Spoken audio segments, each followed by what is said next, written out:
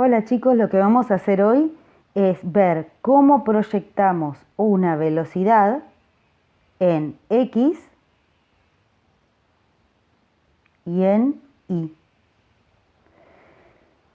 Cualquier magnitud que sea vectorial se puede proyectar sobre los ejes cartesianos con este sistema que les voy a enseñar ahora, o que les voy a mostrar ahora, ¿sí?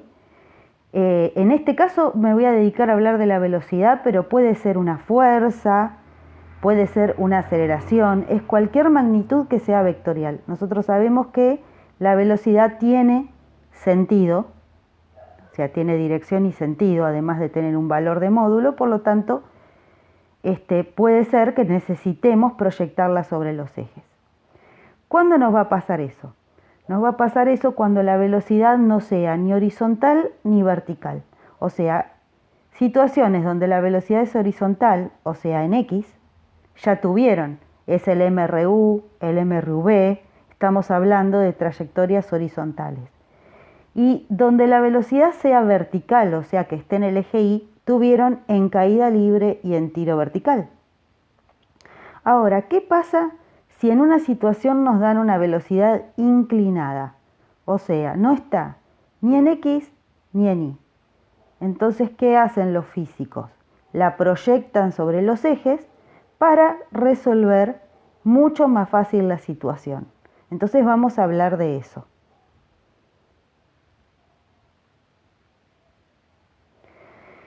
Bueno, proyección entonces en X y en Y. Situación, me dieron una velocidad de 20. Yo no le puse unidades porque esto no lo quiero focalizar solo para una velocidad, puede ser para una fuerza también, como les dije antes. Supónganse que es una velocidad de 20 metros por segundo y está elevada a un ángulo de 30 grados, o sea, estamos hablando de esto, con respecto al horizontal. A mí esa velocidad, así como está, me dificulta la resolución del ejercicio. Entonces, ¿qué tengo que hacer? Colocar en el origen de la velocidad los ejes cartesianos X e Y, que es la situación que hice acá. Muy bien. Con el ángulo de 30 grados. Estos pueden hacerlo gráficamente, tomando las medidas como un método gráfico, pero generalmente lo vamos a usar como un método analítico. O sea, vamos a entender cómo lo hacemos para después poder resolver el problema analíticamente.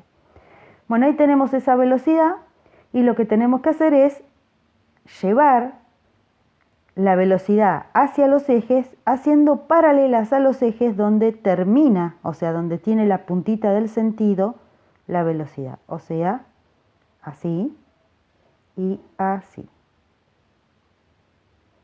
Muy bien. Entonces ahora, el reflejo de esa velocidad sobre el eje X viene a ser este. Y el reflejo de esa velocidad sobre el eje Y viene a ser este. ¿Sí? Bueno.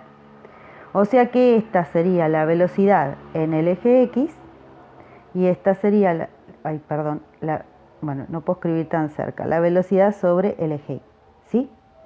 Bueno, si ustedes observan bien, lo que tenemos ahí son dos triángulos rectángulos. Entonces le vamos a prestar atención a uno solo. Voy a agarrar el de abajo, y a prestar atención. Y a ver si cambiamos de color para que se note mejor. A ver ahí. Bueno. Y entonces, al prestarle atención a ese triángulo, ahí está, como es rectángulo podemos aplicar trigonometría. Y sabemos que el lado más largo, la hipotenusa, es la velocidad de la que me están hablando. Uno de los catetos es Bx y el otro cateto es By. Porque si se fijan bien, este cateto está acá, tiene la misma medida. Bueno, entonces, concentrándonos en ese triángulo, si aplico las funciones trigonométricas, por ejemplo, el seno de 30 grados, que es el opuesto. ¿Quién es el opuesto? El que está enfrente, o sea, BI, ¿sí? Por eso puse I. sobre la hipotenusa, que es la velocidad que me dieron, o sea, 20. Y planteo la fórmula del seno. Y yo el seno de 30, al tener el ángulo, lo voy a poder sacar. Y después el 20 lo voy a pasar multiplicando. Así que voy a poder calcular cuánto vale la velocidad en el eje Y. ¿Sí? Ahora, si aplico el coseno de 30, voy a tener que usar adyacente sobre hipotenusa. Ahí está. Muy bien. El adyacente es el que está al lado del ángulo de 30, o sea, BX. Por eso puse X. Sobre la hipotenusa, que es la velocidad que me dieron, 20. Bueno, despejo y tengo la velocidad en el eje X. Cuando yo termino de hacer esto, siempre, antes de seguir con el ejercicio, voy a controlar. El ángulo que está en el medio de un ángulo de 90 es 45 grados. O sea, si yo tengo los ejes cartesianos y divido a la mitad, cada parte tiene 45 grados. Y esa posición de la velocidad sería la que da un reflejo igual en cada eje. Cuando la velocidad se acerca más a un eje, va a dar más grande el reflejo en ese eje. En nuestro caso hay un ángulo de 30 que es menor a 45, por lo tanto nuestra velocidad está más cerca del eje X que del eje Y. Por lo tanto, la velocidad sobre el eje X me tiene que dar más grande. Y si controlamos, eso es lo que pasó. En Y nos dio 10 y en el eje X nos dio 17,3. Tiene que dar más grande el reflejo en el eje que está más cerca de la velocidad. ¿Sí? Bueno, y acá puse que para no estar haciendo trigonometría todo el tiempo con las formulitas y qué sé yo, para hacerlo más práctico puse una regla que yo siempre me acuerdo, que es la componente que esté al lado del ángulo que me dieron en el ejercicio de información va a usar el coseno. Bueno, y ahora, ¿por qué? A ver.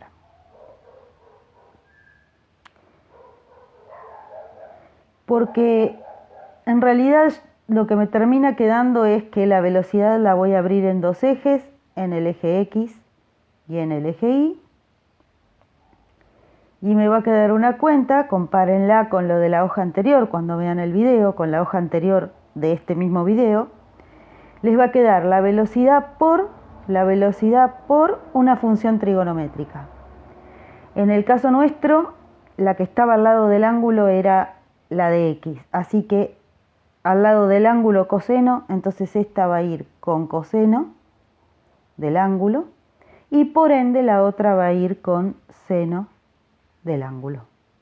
Y listo. Entonces en un ejercicio que arranca con una velocidad que no está ni vertical ni horizontal, yo la voy a tener que abrir en esas dos velocidades. Entonces me voy a fijar qué ángulo de información me dieron y voy a poner velocidad por coseno del ángulo o velocidad por seno del ángulo. Listo, eso es todo y cualquier cosa me preguntan.